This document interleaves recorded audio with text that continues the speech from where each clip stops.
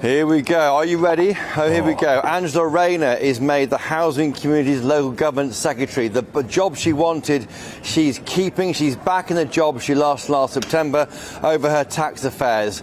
Jonathan Reynolds, the former government chief whip, he's back at the job he had. He's the Business Innovation, Science and Trade Secretary. Lucy Powell, Labour's deputy leader, elected deputy leader, supported Andy Burnham back into government, back into as the MP of Makerfield. She is now the Education Secretary. Annalise Midgley, she's the chief whip and she'll be a member of the cabinet as we forecast at GB News. Bridget Phillipson loses her job as Education Secretary, but remains as Women's and Equalities Secretary, reporting to the Prime Minister. Peter Kyle, Steve Reid, Liz Kendall have left the government, so we have some clarification on those roles, but a lot more. I make it another 10 Labour figures are in the room behind me without a job. We have now got 5 more jobs appointed. Just to recap briefly for the listeners of GB News Radio and GB News viewers, Angela Rayner, Housing Communities Local Government, back. She got the job that she resigned from in September last year. Jonathan Reynolds, back as Business Innovation, Science and Trade. That's back at the role he had when he secured those post-Brexit deals before he's moved to be Chief Whip last September. Lucy Powell, she's in as the Education Secretary, replacing Bridget Phillipson, who loses one of her roles. She's now simply the Women's and Equalities Secretary. Andy Burnham moves to rebuild cabinet as Angela Rayner makes high-profile return. Welcome back to Britain Underneath, where we peel away the polish of Westminster to expose the raw mechanics of power. If you value sharp, unvarnished insight into the real state of British politics, hit that subscribe button now and join our growing community of informed watchers. Now, let us dive straight into the drama unfolding inside Whitehall. Annalise Midgley in as Chief Whip, and also that's where we are. Yes, Lucy Powell. And then Peter Kyle out of the government, Steve Reid also out, and Liz Kendall. We knew all that. So gradually we're getting there. The shape of this government is becoming more clear. What's interesting here is Angela Rayner got the job she wanted. It shows the power Angela Rayner has, even as a backbench MP. She's got the job back. She lost her job, of course, last September. That is fascinating. And also Jonathan Reynolds back in the cabinet. While you've been away from me, Alan Campbell's arrived, the leader of the House of Commons. So a lot more now are inside without jobs than with jobs. Wes Streeting still inside. Dame Angela Eagle still inside. Angela Rayner, are you happy at local government? Angela Rayner, are you happy? Leaving number 10 there, Angela Rayner in a black and white trouser suit.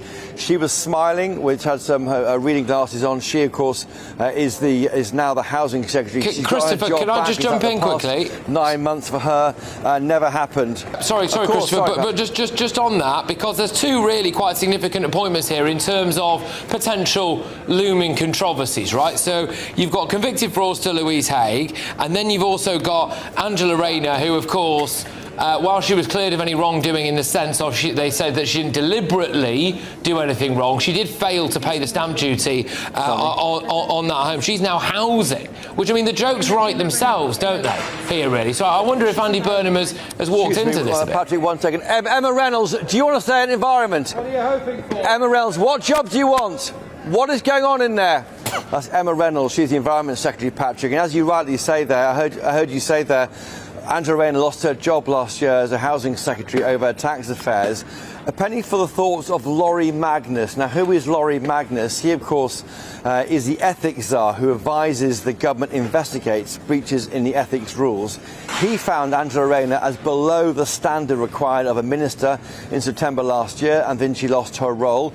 We're told since then that she's been cleared by an inquiry that was arranged by Angela Rayner. But I just wonder what Laurie Magnus thinks of this. Someone who he said was failed the ministerial standard last September is backing government in the very same job 9 months later. That is absolutely fascinating. Just to say there, Emma Reynolds walked in while you were speaking there, Patrick. She's the Environment Secretary. Jonathan Reynolds, are you pleased now you're the Business Secretary? You've got your job back. That's Jonathan Reynolds was Chief Whip, now back in a beefed up job. I think it looks like more roles than before. So business, innovation, science and trade, bringing together all of those areas of growth that you might expect to get the economy growing. He was grinning like a Cheshire cat. It's a role, frankly, many of us wondered why he lost in the first place last September. So the high-octane political scene in London has delivered another extraordinary twist. In a move that has left seasoned observers rubbing their eyes, newly installed Prime Minister Andy Burnham has assembled his first front bench, and the headlines are dominated by one undeniably magnetic presence. Angela Rayner is back. Less than a year after stepping down over tax complications, she has reclaimed her exact former roost as Secretary of State for Housing, Communities and Local Government. The speed of this political resurrection is remarkable, even by modern British standards. Take a breath and reflect on what this signal sends across the parliamentary estate. For those who thought her time at the summit was over, this instant reinstatement demonstrates the vast leverage held by key party heavyweights when a new administration sets its foundation. They are gradually emerging, Patrick. If you stay with me, more might emerge too. A dramatic night in Downing Street. Yeah. Almost a retread, like the past 12 months haven't happened.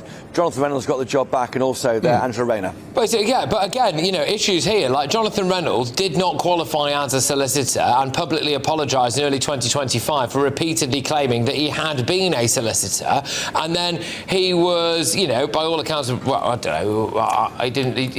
was ousted as business secretary. Now he's back. Louise Haigh, the convicted fraudster, gone over that. Now she's back. Angela Rayner, the old stamp duty issue. Now she's back. I mean, we were told, weren't we, that Andy Burnham wanted to make the absolute most of the strength and depth that the Labour Party has to offer. That this is going to be some kind of new government, all about change, all about hope. Well, it's hope if you've previously had some kind of scandal about you and you want your job back, by the looks of things. I'm not sure it's massive hope for the country, and I wonder what Wes Streeting is thinking now, Christopher, because we just heard from one of our panellists there, Benjamin Butterworth, who says he knows Wes pretty well. Apparently the job he's always wanted was education. Well, that's gone to Lucy Powell, of course, the woman who's previously apologised over referring to the grooming gangs issue as dog whistle, and also as well, she apologised. Well, she didn't actually apologise for this, but she called for a toned-down rhetoric following the alleged murder of Anne Widdecombe. However, previously did describe reform and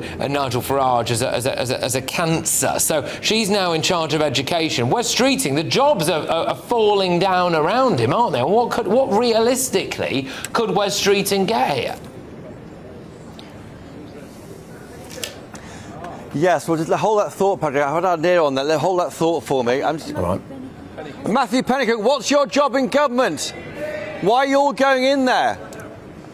That's Matthew Pennycook, the housing minister. It appears previous controversies are swiftly tucked away when the demand for high-profile political authority takes priority. Stay informed on every twist by subscribing to Britain Underneath, helping this channel expand its reaches while ensuring you never miss a pivotal update. The administrative reshuffle goes far beyond a single figurehead. While Angela Rayner re-establishes her footing, former cabinet stalwarts are being shifted or shown the exit. Steve Reed, Peter Kyle and Liz Kendall have departed, making room for figures like Jonathan Reynolds, who reclaims a newly enlarged brief covering business, innovation, science and trade. Meanwhile, Lucy Powell takes the reins at education, pushing Bridget Phillipson aside into a single brief focusing on women and equalities. The operational core of government is being systematically restructured in real time. Patrick, to your question now, what job could Wes Streeting get? Well, a job which hasn't been filled yet and is vacant and is a big job and is a problematic job for a minister, maybe a challenge, but a challenge that Wes Streeting may want to take, is the Justice Secretary. That role was held by David Lammy, of course, as well as being Deputy Prime Minister. Now, if you want to try and give someone who's quite ambitious, make their hands full with a difficult job, making Wes Streeting the Justice Secretary is not a bad idea, particularly with this mass release of more criminals before their time has been served fully in prison this September. Almost immediately, the problem facing this new Labour government is this mass release of criminals in September. Give that job to Wes Streeting isn't a bad idea, but we'll see how that plays out. I say Matthew Pennycook joining the fun inside. I make it now around 13 senior Labour figures, some of them cabinet ministers under the old administration, some not.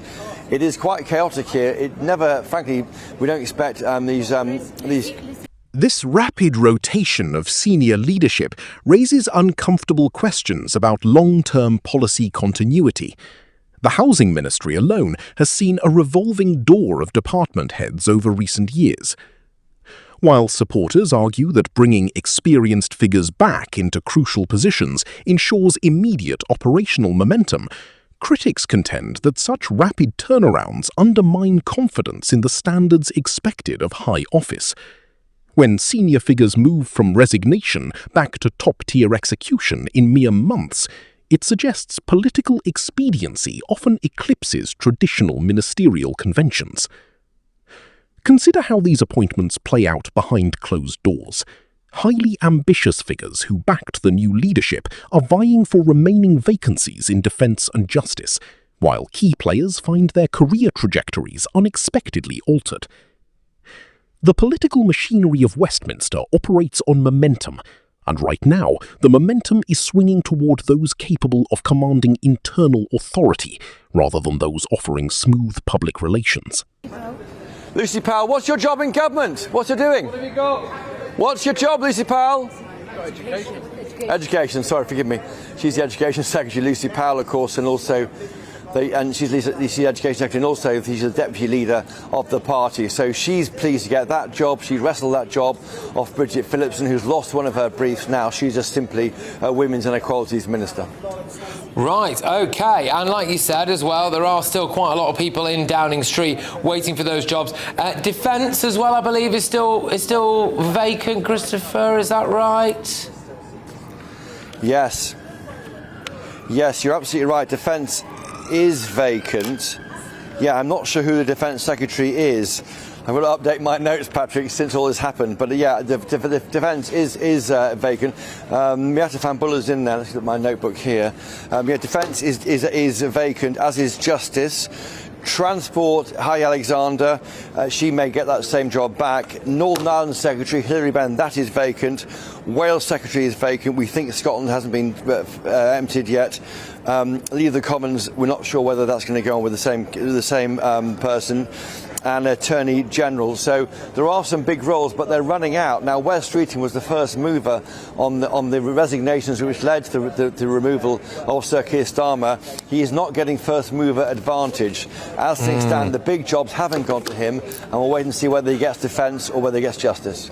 Stay tuned until the very end of this broadcast to see how these political manoeuvres affect the broader governance of the country. If you find value in these detailed breakdowns, please subscribe to Britain Underneath today. Your support truly helps the channel thrive, ensuring we can continue delivering sober, independent analysis on the issues shaping the realm. What we are witnessing is not merely a standard changing of the guard, but a calculated consolidation of power designed to project strength early. The choice to bring previously sidelined figures back into core ministerial roles reveals a strategy focused on ideological alignment and heavy political clout rather than play-it-safe optics. Whether this gamble pays off in stable policy execution or reopens past vulnerabilities remains the crucial question hanging over Westminster.